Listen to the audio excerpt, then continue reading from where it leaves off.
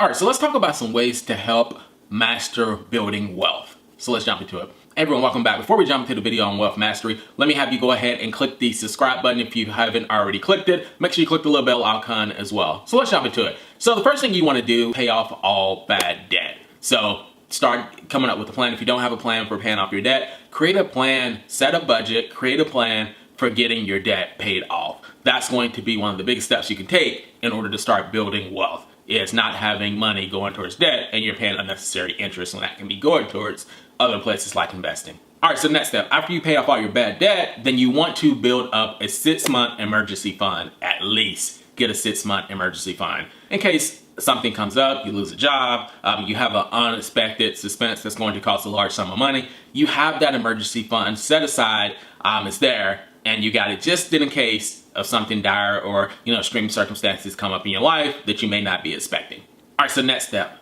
invest at least 10% of your income into some type of investment. Whether you're investing in real estate, you're investing in stock, you're investing in a 401k, have at least 10% of your income at minimum. I'm not saying that's the max you need to have, but at least at minimum, at least 10%. I try to stay within a 20 to 25% range of investing my total income into some type of investment asset each month.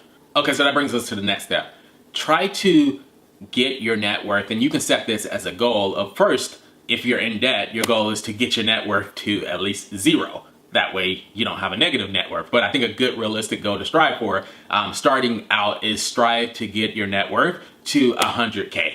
Okay, so that brings us to the next step. You need to add some additional streams of income. The goal is here with additional streams to income to at least, I heard like the average millionaire at least has 7 different streams of income. So your goal should be to start to get that first one and then work your way up to getting at least 7 streams of income. And that case is, that can include your main job, that can include some side hustles. That way, if something was to happen, you still have additional streams of income coming in. That can be a high interest savings account, that can be your stock account where dividends are coming in. You have these multiple streams of income that are making you money. Okay, so that brings us to the next step, is try to get or create an additional stream of income, some type of passive income stream that will cover all of your living expenses. So at the least minimum, you have some type of additional side hustle, some type of passive income stream that covers your minimum expenses at the least. In case you were to lose a job or something, you at least have that covered, and that's one thing you don't have to worry about. And then last but not least is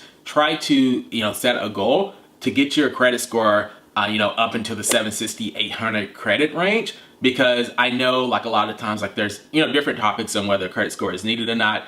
In today's society, and especially when making big purchases like buying a house, you're definitely going to need a good credit score, and it's just good to have. Even if you don't believe in credit cards and you don't believe in using credit, I think it's just good to have a credit score there, just in case you're in a situation where you have to borrow money to make one of those really big purchases. Obviously, if you can save up money to buy a house, or you have enough cash to buy a house, then great. But for the normal person, you're not going to be able to drop that lump sum. So it's good to have a good credit score if you're needing to make a major purchase. So anyway, those are just a few tips, some steps that you can take to start mastering your wealth and start building it up.